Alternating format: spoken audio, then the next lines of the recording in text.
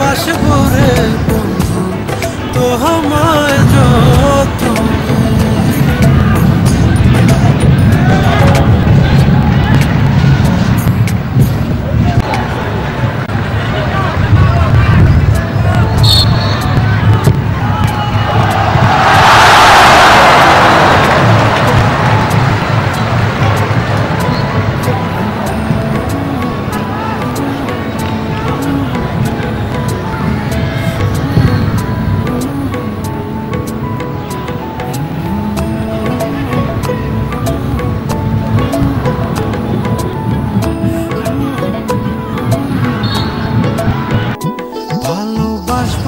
বাসবো রে বন্ধু তোমায় যতনে।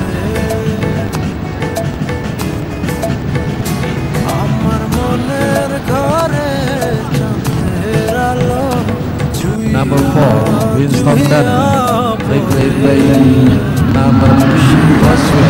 রাখবো রে বন্ধু তোমায় যতনে। বাসবো রে বন্ধু তোমায় যতনে।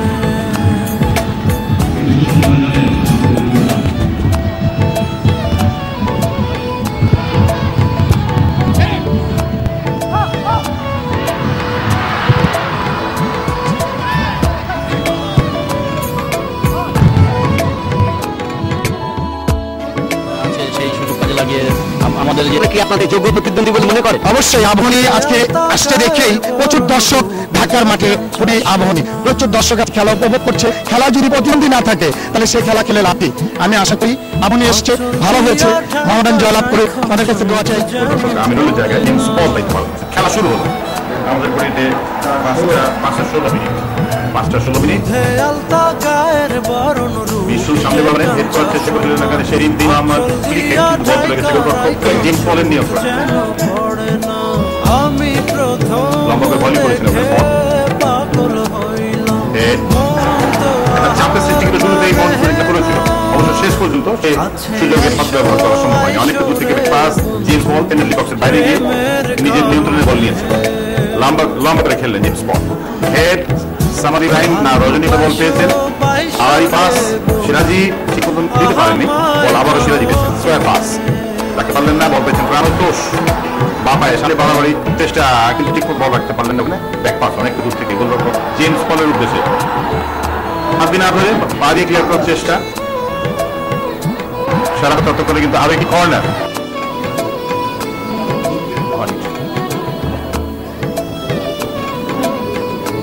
এমেকা আরো একজন এমেকার কথা মনে পড়ে, ঢাকা লিগে ভালো পারফরম্যান্স করে তিনি কিন্তু নাইজেরিয়া জাতীয় দলের হয়ে বিশ্বকাপে খেলার গৌরব অর্জন করেন। গাকে দিলেন মিশু চমৎকার ফুটবল। ঢাকা মহানগর স্পোর্টিং ছিল ফেভারিট, তবে খেলার মাঠে কিন্তু তার কোনো নজির আমরা এখন দেখিনি। দুদলকে এই সমান মনে হচ্ছে। এই দুই চির প্রতিদ্বন্দ্বী রেফারির বাঁশি টেকিক পাউলের নির্দেশ, গোলরক্ষক জেমস পল তিনি নিজে কিকটি নেবেন। খেলোয়াড়দেরকে কিছুটা ক্লান্ত পরিশ্রান্ত বলে আমাদের কাছে মনে হচ্ছে। পশ্চিম প্রান্তে যে খেলাটি রয়েছে সেটা আবাহনী সমর্থকদের জন্য আমাদের বাম পাশে, উত্তর পশ্চিম কোণে যে খেলাটি রয়েছে তা হচ্ছে বাংলাদেশের সমর্থকদের জন্য। মুন্না এবার চেষ্টা করেছেন মামুন্না, ছিলেন তাদেরই সম্মত বলে মনে হয়নি। দায়বা সানের দৃষ্টিতে বিপজ্জনক জায়গা, অবশ্য ডেঞ্জার স্পট বলা যেতে পারে। অতিরিক্ত সময়ের অন্তিম লগ্ন অবশ্যই দক্ষ যারা শুটার এই পজিশন থেকে যে কোনো মুহূর্তে তারা গোল করতে পারেন। এখন রিপ্লে মতুল মুন্নাকে যেভাবে বাধা দেওয়া হয়েছিল গোলরক্ষক পল এবং মোহাম্মদের ডিফেন্ডাররা রয়েছেন গোল পোস্টের ঠিক সামনে। একটা প্রাচীন সৃষ্টি করা হয়েছে, শরীর দেখতে পাচ্ছি। এছাড়া রয়েছেন এলিনি নিচ থেকে উপর থেকে একবার নিচে নেমে এসেছেন, রক্ষণাত্মক কাজের মধ্যে নিয়োজিত এমেকাকে দেখা যাচ্ছে। পাঁচজন খেলোয়াড়ের সমন্বয়ে প্রাচীন এমিলি এমেকা সহ আরো অনেকে রয়েছে। দেখা যাক, কিক হয়ে গেল, প্রাচীর লেগে প্রতিহত। সামা উঁচু শট, পোস্টের অনেক বাইরে দিয়ে সামা ইউসুফকে আপনারা দেখতে পাচ্ছেন, ঘানার খেলোয়াড়, নাইজেরিয়ান খেলোয়াড়, বিদেশি রিক্রুট মামুন্দারের নিয়মিত গোলরক্ষক আমিনুলের পরিবর্তে যিনি গোল পোস্ট আগলাচ্ছেন, বলা যায় নিপুণতার সঙ্গে তার দায়িত্ব পালন, যেন মনে হয় অনেকটা হাওয়ায় মিলিয়ে গেছে। মামুন মিয়া, শরীফুদ্দিন মোহাম্মদ ডান প্রান্তে, জাহেদ ডান প্রান্তে মতের মুন্নার কাছে, কিন্তু নিষ্ফল, এবং এই সাথে আরেকটি ফাউল। সমতে যায় পারভেজ, এতে দেখুন কিনারে বাধা হয়েছিল পেছন থেকে, ওখানে শরীফ মনে হয়, হ্যাঁ জাহেদ পারভেজকে ফাউল করা হয়েছিল, উঠে দাঁড়ালেন তিনি। আবার দর্শক একাংশ দুদলের সাপোর্টাররা অধীর আগ্রহে লক্ষ্য করলাম দুদলে। আরো একটি প্রাচীর এমেকা, সেই সাথে মেলি, শরীফ দু থেকে শট, আবার গায়ে লেগে প্রতিহত, মাঠের বাইরে যথারীতি সাহেব হাসান, জাহেদ পারভেজ না এনামুল ছিলেন ওখানে, মোহামেডানের সীমানায় বল, গোলরক্ষক মামুন দলে। আসরে যথারীতি দুই প্রতিদ্বন্দ্বী মোহামেডান এবং আগামী শিরোপা ছিনে নেওয়ার প্রত্যাশা।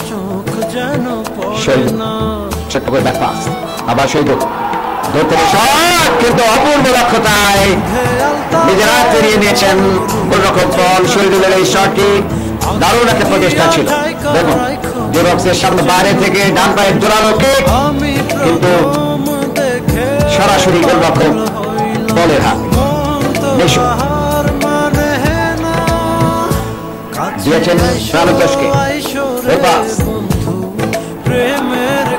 এই মুহূর্তে আমরা লক্ষ্য করছি আবার অনেকটা উজ্জীবিত ভূমিকায় এই অতিরিক্ত সময়ে প্রায়শ বলগুলি মোহামেডানের সীমানায় থাকছে। ডান পায়ের সাইডটা এরপরে বিপদমুক্ত, ওখানে শরীফ,